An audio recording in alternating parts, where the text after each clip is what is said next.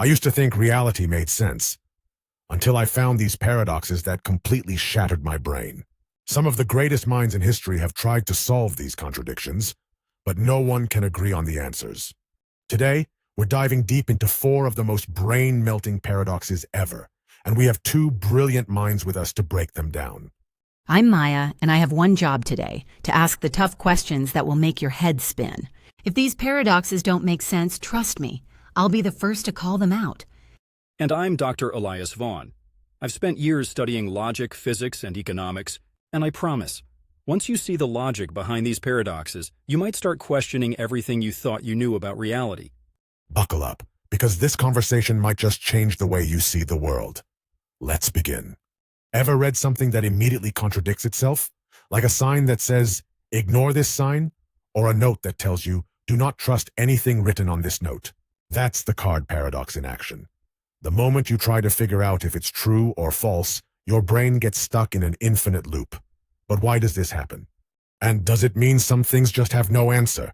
Let's see what our guests think. All right, let me get this straight. If I write down, "This statement is false" on a piece of paper, I have officially broken logic? Because if the statement is true, then it must be false. But if it's false, then it must be true. And somehow, both of those things can't be right. But they also can't be wrong at the same time. So what are we supposed to do with a sentence like that? Does it just exist as some kind of reality glitch? And if something as simple as a sentence can be impossible to solve, what does that say about our ability to understand truth itself? Welcome to the world of self-referential paradoxes. The problem isn't in the words, it's in how we process logic. When we evaluate statements, we assume that they must be either true or false, like flipping a switch. But the moment a statement starts referring to itself, that assumption collapses. This paradox is similar to the famous liar's paradox, where someone claims, "I always lie." If they are telling the truth, then they are lying. And if they are lying, then they are telling the truth. It creates an infinite contradiction. What this really shows is that logic, as precise as it seems, has weaknesses when it tries to deal with self-referential loops. It's not just word games. It's a fundamental flaw in how we structure truth itself. Okay, fine. I get that words can get tangled up in themselves. But what happens if we take this outside of just words? Imagine an AI that's programmed to only tell the truth. Perfect logic, no emotions, no mistakes. But then one day this AI says, "Everything I say is a lie." Now what? It's not just an abstract thought experiment anymore. Does the AI short circuit? Does it refuse to process the question? Or does it somehow manage to escape this logical black hole and rewrite its own programming? Because if even a machine designed for perfect logic can break under this paradox, that means contradictions aren't just a human problem. They're a flaw in the very way we define truth in any system, human or artificial. That's an excellent question. In theory, an AI without safeguards could indeed enter an endless logic loop, unable to resolve the contradiction. In reality, most AI systems have built-in error handling to avoid this exact issue. Because paradoxes don't just cause confusion, they can lead to catastrophic failures. But your question raises something even more interesting. If an AI can be programmed to bypass contradictions, does that mean human brains are actually worse at handling paradoxes? Maybe logic isn't as reliable as we think. Maybe the only reason we can function is because our brains ignore these contradictions rather than solve them. If we actually tried to resolve every logical paradox we encountered, we might never get anything done. So, paradoxically, not solving them might be the best solution. Okay, so if logic has cracks and our brains just ignore those cracks to keep functioning, that raises a much scarier thought. How many other things do we just accept without realizing they don't make sense? What if half of what we believe about the world is just our brains covering up contradictions, so we don't panic? Like, we assume time moves forward, that objects exist even when we aren't looking at them, or that we have free will. But what if those are just things we think we understand, when in reality, they're just like this paradox, unsolvable, but necessary to keep us sane? If we can't even trust the words we write down, how do we trust anything at all? Now you're getting into dangerous territory. The more we examine reality, the more we find paradoxes hiding in places we never expected. Some philosophers argue that logic itself is an illusion, that the only reason things seem to make sense is because we've decided to ignore the things that don't. And if you really want to go down the rabbit hole, think about this. If logic has built-in contradictions, then could time itself be one of those contradictions? Maybe the past, present, and future aren't what we think they are. Maybe time doesn't even move the way we assume, but that's a paradox for another discussion. What if time doesn't work the way we think it does? What if two people experience time differently, and one ends up aging faster than the other? Brace yourself, because the twin paradox might just break your concept of reality. We all experience time the same way, right? A second is a second, an hour is an hour. But what if I told you that time isn't as stable as you think? That it could slow down for one person and speed up for another? Welcome to the twin paradox, a thought experiment that might just change the way you think about aging. All right, explain this to me like I'm 5. Two twins born on the same day, same age, identical everything. One of them hops into a spaceship, zips off at nearly the speed of light, does a U-turn around some distant star, and comes back home. And when they finally step off the ship, bam, they're way younger than the twin who stayed behind. How? Weren't they both aging at the same time? How did one twin get a free youth extension while the other one just sat around waiting? And more importantly, where do I sign up for this stay young forever space travel deal? I love your enthusiasm, but unfortunately, booking a ticket on SpaceX won't freeze your age. The twin paradox isn't science fiction. It's a real prediction of Einstein's theory of relativity. The key is time dilation. The faster you move, especially when approaching the speed of light, the slower time passes for you relative to someone who is staying still. So while the twin on Earth experiences, say, 50 years, the twin in the spaceship might experience only 30. To them, nothing feels unusual, but from Earth's perspective, they've barely aged at all. It sounds like magic, but it's real physics, and we've actually observed this happening, just on a much smaller scale with atomic clocks and high-speed jets. Okay, hold up. I thought time was supposed to be this universal, unchangeable thing. If I set a timer for 1 minute and my friend sets the exact same timer, they should both run out at the same time. Are you telling me that if my friend starts running really fast, their timer will take longer to finish than mine? Because if that's true, shouldn't we all just start sprinting everywhere to slow down aging? I need answers, Doc. Do I need a treadmill or a spaceship to pull this off? Good news. Yes, moving fast does slow down your aging. Bad news. You'd have to run at nearly the speed of light for it to actually make a difference. At everyday speeds, the effect is so tiny that it's completely unnoticeable. But for things moving at extreme speeds, like satellites or particles in high-energy labs, we do measure this effect. In fact, GPS satellites have to correct for time dilation all the time because they're moving fast enough that their clocks tick slightly differently than ours on Earth. If they didn't, your GPS would be off by several kilometers every day. So yes, time is relative, and the only reason we don't notice is that we aren't moving fast enough to break reality. Okay, so what you're saying is that time isn't this universal fixed thing. It's different depending on how fast you're moving. So does that mean time travel is actually possible? If I hop in a spaceship and blast off at near light speed for a couple of years, then come back, everyone I know would be way older while I'm still the same age? And if that's true, does that mean the past, present, and future all exist at the same time, and we're just moving through them at different speeds? Because I feel like my concept of time just got completely obliterated. That's exactly the kind of question that keeps physicists up at night. Time isn't something we pass through. It's something that bends and stretches depending on where you are and how fast you're moving. If we could reach speeds close to light, we could essentially travel into the future, skipping decades or even centuries while barely aging ourselves. But going backward in time, that's where things get really complicated. Some theories suggest it might be possible, but if that's true, then why haven't we met any time travelers yet? Maybe time is keeping secrets from us, or maybe we just haven't figured out how to break the rules yet. If time can bend, can reality itself break? What happens when an unstoppable force meets an immovable object? That's next. And trust me, it's a paradox that might just be impossible to solve. We've all heard exaggerated claims. This is the strongest, fastest, best product ever. But what happens when two absolute claims collide? What if an unstoppable force meets an immovable object?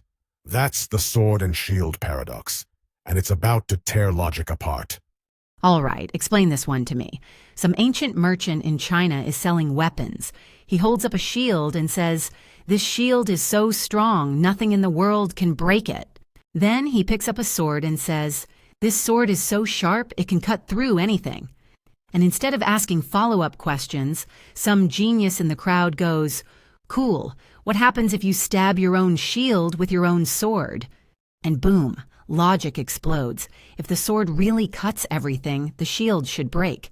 But if the shield really blocks everything, the sword should fail. So which one wins? Or do we just accept that this guy is a terrible salesman and move on? Ah, the classic paradox of contradiction.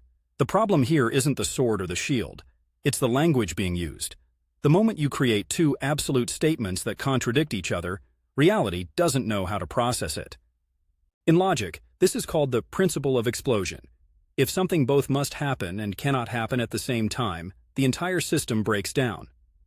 Mathematically speaking, an unstoppable force can't exist in the same universe as an immovable object, because the definition of one automatically cancels out the other. It's like saying you've built a car that can outrun anything, but also a wall that nothing can go past. The moment you put them together, one of those claims must be false. Okay, so what you're saying is that absolute statements like "this can stop everything" or "this can break everything" are basically just marketing nonsense. Which, now that I think about it, makes sense, because every company in the world is out here claiming to have the best laptop, the fastest internet, or the strongest coffee. And when you compare them, suddenly they all can't be the best, because that would mean none of them actually are. So does that mean that absolute statements are never real? Are we all just living in a giant false advertising campaign where nothing can truly be the best or the most powerful? That's exactly the issue. Absolute statements often sound impressive, but they fall apart the moment you analyze them logically. And it's not just sales pitches. This paradox exists in physics too. The famous unstoppable force versus immovable object question isn't just a thought experiment. In physics, if something truly has infinite momentum and unstoppable force, then no object could have infinite resistance, an immovable object, because that would violate fundamental laws of energy and matter. But what's really interesting is that sometimes paradoxes like this actually lead to real discoveries.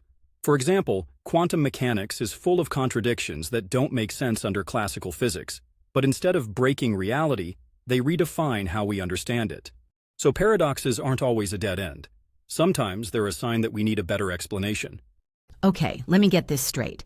When absolute claims contradict each other, they cancel out, and that's why the unstoppable sword and the immovable shield can't both exist.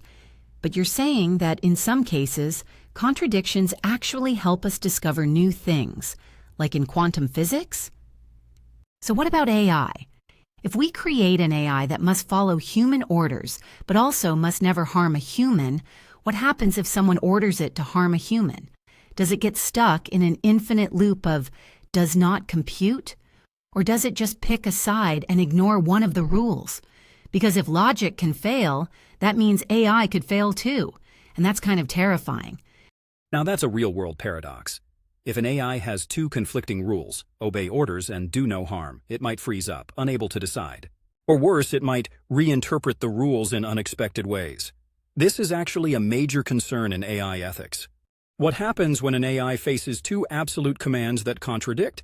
Does it make its own decisions? Does it shut down? And most importantly, if we create something too logical to handle contradictions, could we accidentally make something too dangerous to control? But if you think AI paradoxes are scary, wait until you hear about the paradox that can crash an entire economy. What if trying to save money actually makes everyone poorer? That's the next paradox. And trust me, you'll never look at your bank account the same way again. Saving money is always a good idea, right? The more you save, the better off you are. But what if I told you that if everyone saves too much, the entire economy collapses? Welcome to the paradox of thrift, where being responsible might actually make things worse. All right, this one makes zero sense.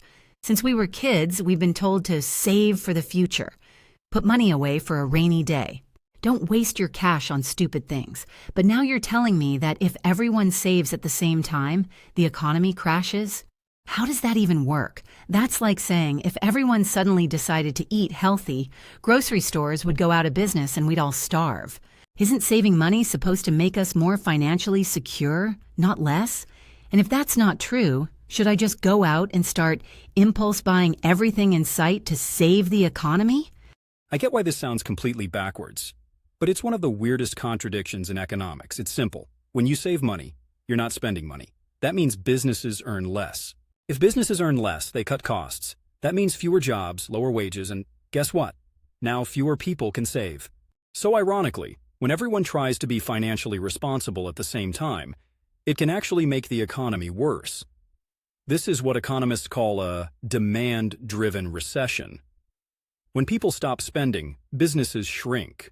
And suddenly the very thing that was supposed to protect you, saving money, ends up making the situation worse for everyone. And no, I'm not saying you should go out and buy 50 useless gadgets to save the economy. But I am saying that an economy only works when money actually moves. So let me get this straight. If one person saves money, that's smart. But if everyone saves money, that's dangerous. That sounds like a horrible system. Why would an economy be set up to punish people for doing something responsible? I mean, imagine if other things worked this way. If everyone decided to exercise, suddenly the gym industry collapses and we're all worse off. Or if everyone starts recycling, the recycling industry goes bankrupt and we stop helping the planet. How does that make sense? And if spending money is so important, why do financial advisors keep yelling at us to stop wasting money and cut unnecessary expenses? If the economy needs us to spend, then why are we told to be frugal? That's the paradox. What's smart for an individual isn't always smart for a group. If you save money, you have more security. But if everyone does it at once, demand drops, businesses shrink, and suddenly people start losing jobs, which makes it harder to save in the first place. And here's where things get even weirder. Governments and economists actually want people to keep spending, because that's what keeps the economy growing. Ever heard of stimulus checks? That's why they exist. When spending slows down too much, governments literally give away money just to get people buying things again. And yet at the same time, people are constantly told to be careful with their money. It's like the entire financial system is built on a contradiction. Save for yourself, but spend for the economy. Okay, so if the economy actually wants me to keep spending money, why do recessions happen? Like, if we all just agreed to never stop buying things, would the economy never crash? Or is there something else happening here? Because now I'm wondering, if the system depends on constant spending, what happens when people literally don't have any more money to spend? Do we just hit some kind of financial game over screen? Or is the economy basically just one big expensive game of musical chairs where someone always loses when the music stops? That's exactly the problem. The economy works as long as money keeps moving, but when people lose jobs and can't spend, businesses shrink and the cycle gets worse. That's why recessions can spiral out of control. And here's the scary part. The economy is always built on expectations. If people think a crisis is coming, they start saving more, which actually causes the crisis. It's a self-fulfilling prophecy. And since we've been talking about paradoxes this whole time, here's one more to leave you thinking. If our entire financial system relies on people not saving too much, does that mean money itself is just an illusion? Maybe the real question isn't how we use money, but whether we actually understand what money even is. So what do you think? If spending too little can break the economy, does that mean money is just a made-up game? Or is there a way to escape this paradox? Let us know in the comments. And if you enjoyed this mind-bending journey, there's another paradox waiting for you. Click the video on your screen now to keep the discussion going.